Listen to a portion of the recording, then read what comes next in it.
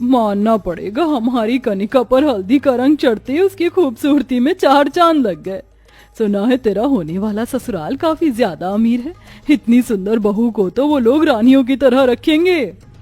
आज कनिका की हल्दी थी। कनिका की सुंदरता की हर कोई तारीफ कर रहा था। कनिका की सुंदरता की वजह से आज उसका रिश्ता शहर के सबसे बड़े परिवारों में से एक परिवार में तय हुआ था। वैसे चाची, मुझे नहीं लगता कि आपको गीता की मेहंदी की रस्म करनी चाहिए। हल्दी की रस्म ही देख लो। हम लोगों ने गीता को इतनी हल्दी लगाई है, लेकिन हल्दी का थोड़ा रंग भी गीता पर नहीं चढ़ा, तो इसके इन काले हाथों पर मेहंदी का रंग भी क्या ही चढ़ेगा। मैंने तो सुना है लड़की का होने वाला ससुर लड़की के बाप का बचपन का बहुत अच्छा दोस्त था, इसलिए उसने अपने एक बेटे का रिश्ता इसके साथ तय कर दिया। किस्मत तो इसकी है, इतनी काली होने के बावजूद भी इतना अच्छा और अमीर ससुराल जब मिल रहा है इसे। अपनी हल्दी मेहंदी की रस्म में आए लोगों से अपने काले रंग के बारे में ऐसी बातें सुन बेचारी गीता को मन ही मन बहुत दुख होता है और वो रोते हुए अपने कमरे में चली जाती है। भले ही किस्मत ने कभी गीता और कनिका को आपस में न मिलाया हो, लेकिन अब इन दोनों की आने वाली जिंदगी एक ही घर में थी, जहां महेश और संगीता के बड़े बेटे सौरव की शादी सुंदर और गोरी कनिका से तय हुई, वहीं उनके छोटे बेटे हर्ष की शादी काली गीता से। हर्ष बेटा, हम कब से तुझे नीचे रस्म में बुला रहे हैं और तू है कि कमरे में मुंह फुलाकर बैठा हुआ है। एक तो आप लोगों ने मेरा रिश्ता उस काली लड़की से कर दिया, ऊपर से अब आप चाहते हैं कि मैं रस्मों में शामिल हूँ। मेरा बस होता तो मैं तेरा रिश्ता भी बिल्कुल कनिका जैसी सुंदर लड़की से करती, लेकिन तू तो अपने पिता को जानता है ना। देखो हर्ष, मैं गीता के पिता से वादा कर चुका हूँ और महेश अपना वादा पूरा करने के लिए अपनी जान भी दे सकता है, समझा? अपने पिता की बात सुन हर्ष कुछ नहीं कह पाता और ऐसे ही 2 दिन गुजर जाते हैं और आज हर्ष और सौरभ की बारात होती है, जहां एक तरफ सौरभ अपनी सुंदर होने वाली पत्नी को देखकर खुश होता है और खुशी खुशी उसके साथ शादी की सारी रस्में करता है, वहीं दूसरी तरफ हर्ष गीता के काले रंग को देखते ही उससे मुंह बना लेता है। वधू को वरमाला पहनाइए, शादी का शुभ मुहूर्त बीता जा रहा है। हर्ष बेटा, चलो जल्दी से गीता को वरमाला पहनाओ। अपने पिता की जबरदस्ती करने पर हर्ष गीता को वरमाला पहना देता है, जिसके बाद अब शादी के आगे की रस्में होती हैं। ये लीजिए सिंदूर, इसे वधू की मांग में भरकर उसे ये मंगलसूत्र पहनाइए। पंडित जी के कहने पर भी हर्ष गीता को सिंदूर नहीं लगाता है और ना ही उसे मंगलसूत्र पहनाता है। अपने होने वाले पति का ऐसा व्यवहार देखकर गीता भी समझ जाती है कि उसके पति को उसके काले रंग से दिक्कत है, लेकिन बेचारी गीता इस बात भी कुछ नहीं कह पाती और महेश की जबरदस्ती करने पर हर्ष गीता को सिंदूर लगाकर मंगलसूत्र पहना देता है, जिसके बाद दोनों भाइयों की शादी संपन्न होती है और दोनों बहुएं विदा होकर अपनी ससुराल चली जाती हैं, जहां एक गाड़ी में संगीता अपने बड़े बेटे सौरभ और अपनी गोरी बहू के साथ बैठी होती है, तो वहीं दूसरी गाड़ी में महेश अपने छोटे बेटे हर्ष और गीता के साथ बैठा होता है। थोड़ी देर में संगीता की गाड़ी सबसे पहले ससुराल पहुंचती है, जहां वो गाड़ी से उतरते ही, अरे इतनी धीरे धीरे शहनाई ढोल क्यों बजा रहे हो, जरा जोर जोर से बजाओ, आज मेरी बहू घर आई है। अपनी बहू की आने की खुशी में संगीता दरवाजे पर ही औरतों के साथ नाचने लगती है, जिसके बाद वो अपनी बहू को गाड़ी से नीचे उतारती है और उसे अंदर लेकर आती है, जहां सभी औरतें कनिका पर फूल बरसाती हैं। माँ जी, आप तो मेरा ऐसा स्वागत कर रही हैं जैसे मैं आपकी बहू नहीं बल्कि किसी राज्य की महारानी हूँ। मेरी बहू की सुंदरता के सामने तो किसी राज्य की महारानी भी फीकी पड़ जाए। बहू सबसे पहले इस हल्दी की प्लेट में अपने हाथ डुबाकर अपने हाथों की छाप इस दीवार पर छोड़, उसके बाद इस चावल से भरे कलश को अपने दाएं पैर से गिराकर इस आलते में अपने दोनों पैरों को रख, इस सफेद कपड़े पर चलती हुई अपने घर के अंदर प्रवेश कर। संगीता धूमधाम से सारे रिवाज के साथ कनिका का गृह प्रवेश करती है। मेरी तरफ से ये तेरा गृह प्रवेश का तोहफा। माँ जी, ये हीरो का हार तो बहुत ज्यादा सुंदर है, लेकिन मेरी बहू की सुंदरता के सामने ये कुछ नहीं। सौरभ बेटा, जा कनिका को कमरे में ले जा, काफी थक गई होगी, आराम कर लेगी।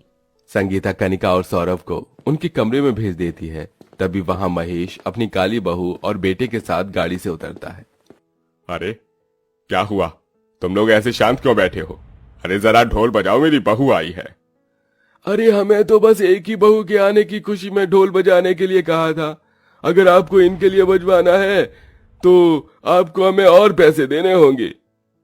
बैंड वाले की बात सुन महेश उन्हें पैसे देता है, जिसके बाद सभी फिर से शहनाई और ढोल बजाना शुरू कर देते हैं और महेश नाचता हुआ अपनी बहू गीता को अंदर लेकर आता है। गीता के काले रंग को देखते ही संगीता उससे मुंह बना लेती है। अरे अब वहीं खड़ी रहोगी या नई नवेली बहू का स्वागत भी करोगी? मुझे नहीं करना इस काली कलूटन का गृह प्रवेश। आपको ही शौक था ना इसे बहू बनाने का, तो खुद ही करिए इसका गृह प्रवेश। संगीता, तुम ये कैसी बातें कर रही हो? अभी तो तुमने अपनी गोरी बहू का गृह प्रवेश इतनी धूमधाम से करा, उसे तोहफा दिया और नाची भी, और अब अपनी काली बहू के लिए तुम ऐसा कह रही हो? अगर तुम्हें इतना शौक है तो तुम ही करो इसका गृह प्रवेश, मैं तो चली। अपनी सास का अपने प्रति ऐसा रवैया देख गीता को बहुत दुख होता है, जिसके बाद नर्मदा गीता का गृह प्रवेश करती है और उसे हर्ष के कमरे में ले जाती है। थोड़ी देर बाद हर्ष जैसे ही अपने कमरे में आता है, तुम्हारी हिम्मत कैसे हुई मेरे कमरे में आने की? निकल जाओ मेरे कमरे से। आपके साथ साथ ये मेरा भी तो कमरा है, मैं भला इस कमरे को छोड़कर कहाँ जाऊंगी?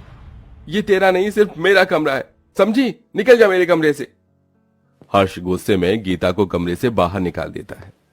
सुहागरात के दिन भी गीता को सारी रात अपने कमरे के बाहर ही बितानी पड़ती है। अगले दिन होते ही गीता तैयार होकर भगवान की पूजा पाठ कर अपनी रसोई की रस्म में लग जाती है।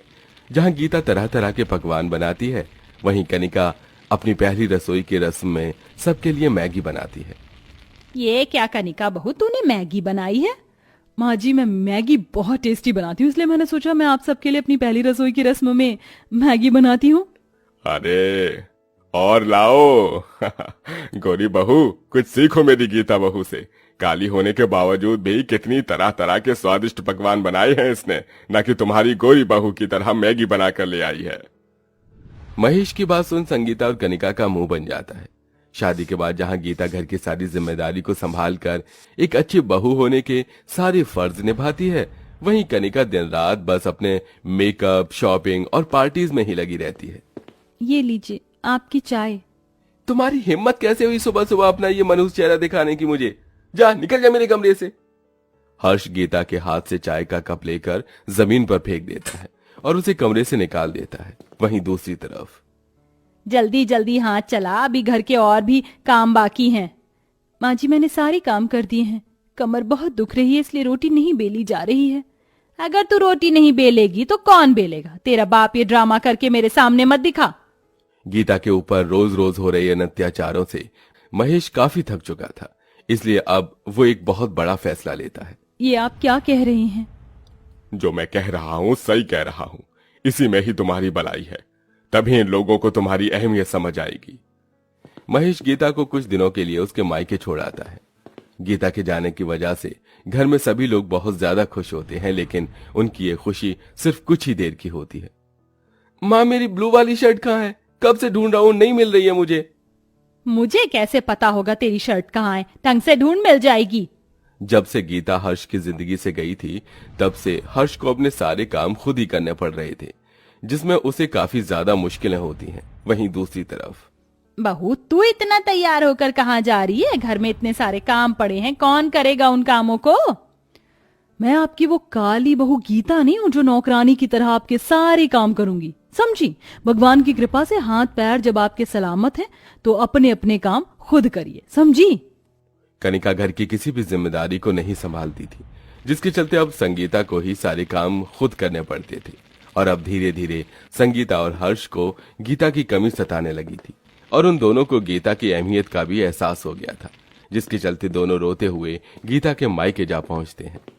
बहू, मुझे माफ कर दे, तेरे जाने के बाद हमें तेरी हैसियत समझ आई। काले और गोरे रंग के भेदभाव के चक्कर में मैं तो भूल ही गई थी कि कौन सी बहू मेरी लायक है और कौन सी नालायक बहू। अपने ससुराल वापस आ जाओ। हाँ गीता, मुझे भी माफ कर दो, मैंने भी तुम्हारे साथ बहुत गलत किया है, लेकिन तुम्हारे जाने के बाद मुझे एहसास हुआ कि मैंने अपनी जिंदगी से कितनी अनमोल चीज को खो दिया। प्लीज अपने घर वापस आ जाओ। आप लोग मुझसे इस तरह माफी मत मांगिए, मुझे तो बस आप लोगों का प्यार चाहिए और कुछ नहीं। मुझे मेरे पति और सास का प्यार मिल गया, मेरे लिए तो यही काफी है। संगीता हर्ष गीता को वापस अपने घर ले आते हैं, जिसके बाद संगीता अब अपनी दोनों काली गोरी बहू में कोई भेदभाव नहीं करती और कनिका को भी अपनी सख्ती से सुधार देती है। जिसके बाद अब दोनों बहुएं मिलकर घर की सारी जिम्मेदारियां संभालती हैं और आखिर में अब सब खुशी खुशी रहने लगते हैं।